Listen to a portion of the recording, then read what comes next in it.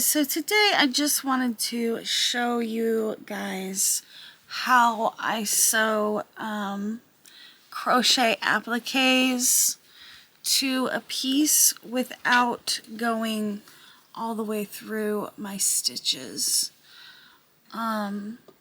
So I have a little crochet berry applique, and I wanted to use these on this baby blanket to cover up the knots, just because I have a tendency to singe my ends to keep the chenille yarn from fraying or fluffing.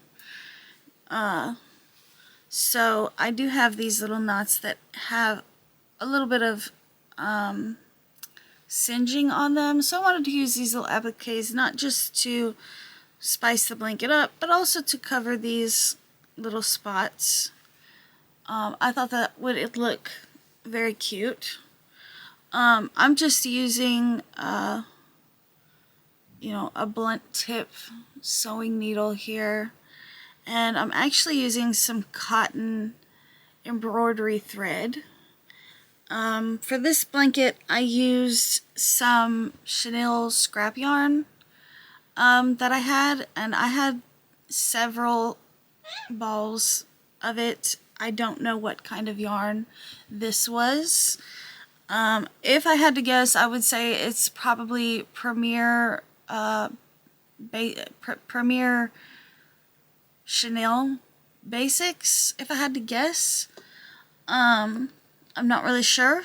Like I said, there was no label on it. But I think I did look it up, and the closest I found was Chenille Basics in the colorway Cotton Candy. Now for the edging, I did 2 rows of this white, which again, I do not have the label for. But if I had to guess, I believe this would probably be Bernat Pipsqueak. I don't know if they ever made Bernat Pipsqueak in solid colors, but that's what it reminds me of. They may have, they may not have. I really don't know. And then the blanket itself is just a basic moss stitch. So the first thing I'm going to do is, this is a six stranded embroidery floss, and I'm actually going to split this into 2 pieces, so that I've got 2 3 stranded pieces. A, because it saves on embroidery floss, and B, because the thinner the thread that I use, the more it will hide in the chenille, in the fuzz of the chenille yarn. That is why I'm using thread to sew these instead of yarn, because the thread will actually kind of sink into that fuzzy fiber, and hopefully, with some luck, it'll disappear. That's the idea. Now, if you've never done this, if you've never split embroidery floss like this before, it will knot up it will knot up at the end if you don't because basically what you're doing is you're untwisting it, and if you go too fast, it will kind of knot up at the end, and so you want to kind of keep that in mind, and just,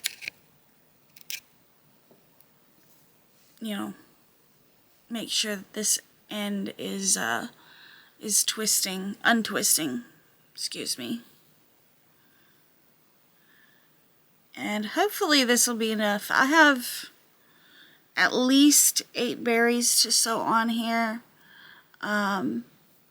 Some of them are to cover knots. Some of them are just to kind of fill in some space, because I did notice while I was crocheting this blanket that the knots seem to be mostly on one side, So some of my berries are just to even berry distribution out, if that makes sense. So for the moment, we're just going to take this second piece and we're going to set it aside. Now, the color of embroidery floss I'm using does not exactly match, but hopefully that won't matter, because hopefully we can get it to disappear within these fibers and behind the patch, or behind the applique. Also, if you've never worked with split embroidery floss, it will be a little twisty to work with. It can be finicky. See, it gets those little twists in it. But as long as you're mindful of it, it shouldn't tangle. So what I'm going to do for this first berry, I'm just going to place it how I want it. Just to see, I don't want all of the berries going the same direction, but I'm going to kind of lay it out just so I know for sure how it is. Now, I'm hoping that I'll be able to sew this on and I won't have to switch to a green color for the stem. I'll be able to just go around, since the stitching is actually going to be in the back of the applique and in the front of these stitches, these crochet stitches. So you can tell I used, what are these, bobble stitches? I think these are bobble stitches.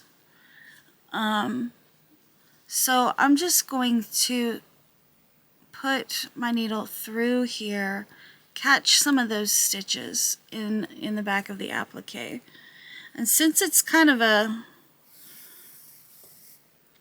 you know, I won't say 3D applique, but it is kind of a, I guess it's sort of a 3D applique, I don't know. But you can catch the back of those stitches pretty easily, fairly easy, at least in my case. Now, if you made an applique that is a little bit flatter, or use a little bit flatter stitches, you might have to catch, you know, maybe 1 or 2 stitches in the back. But I'm just gonna place mine. In fact, I'm gonna go ahead and tie a little baby knot right here so that that doesn't pull out later while I'm trying to sew.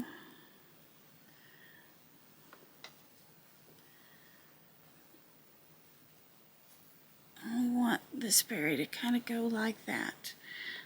Hopefully you guys will be able to see, but what I'm going to be doing is, depending on where your applique lays, for me this will be easier if I could turn it this way, you're just going to be catching like just underneath, you know, one of these stitches here. Like for example, this one right here, I can catch that thread.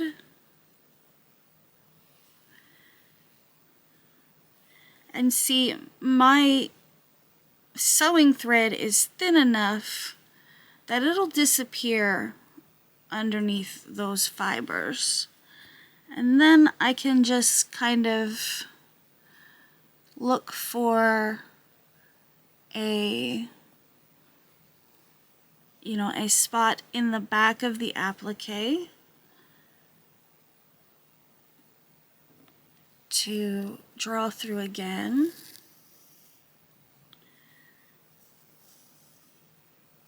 And it will start. See, my berry's not exactly the direction that I wanted it, but that's okay. That's okay, they're berries, it don't matter. And I'm just gonna kind of whip stitch around this. And I probably will do this at least twice just to secure it to, you know, enough to make sure that it's very secure.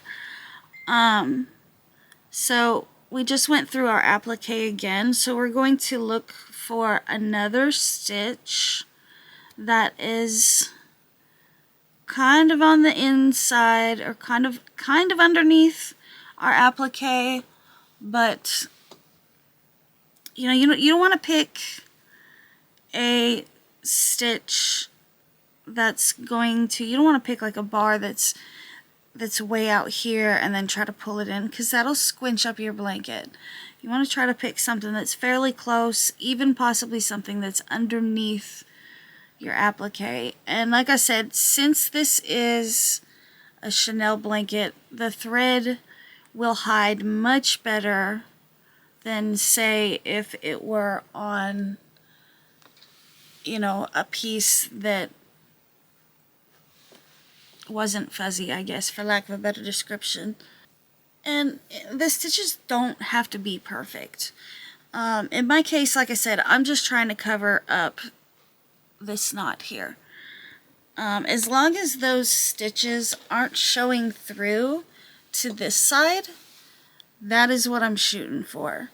As long as the stitching isn't showing, I'm good. I'm happy. And there are other tutorials. I will tell you guys this. I am not a master at this. I've only done this a few times. You know, there are other tutorials that might be better for you guys to watch. I'm not even gonna lie. But I'm just trying to show you guys how I managed to do it. And it's tedious, it's time consuming. At least for me it is. For other people, they might enjoy it as much, but I mean, I think especially for somebody that, if you don't like weaving in ends, this would probably be something that you don't enjoy.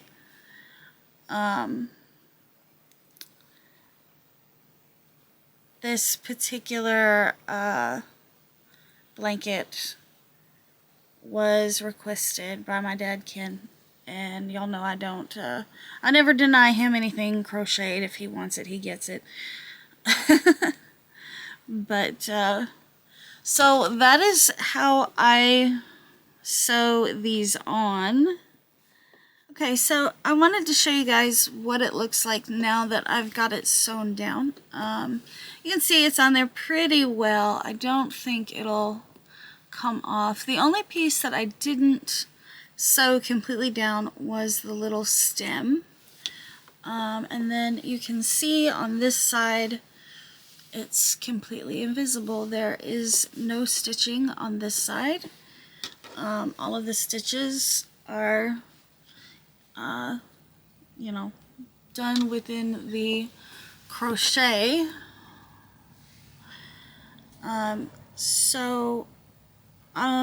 I'm gonna go ahead and just tie a knot right here.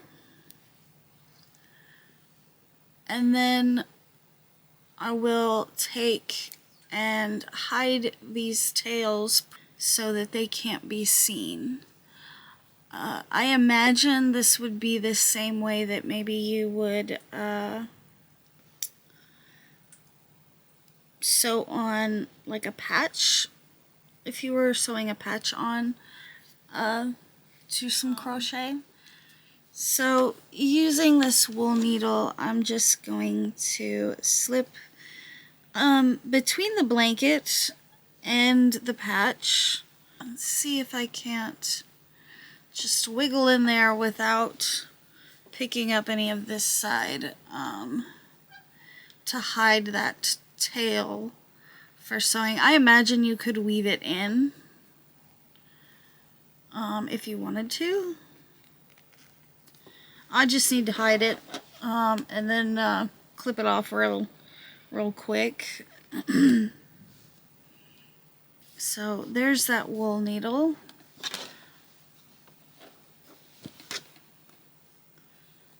I can slip those in there like that, and real quick just pull out my tails this way. So I'll just clip these off. I don't know if you guys are going to be able to see it. And that is how I sew on at least these patches. Like I said, these kind of have a 3D effect because they do have the bobble stitches, and it makes it easier to sew in the back.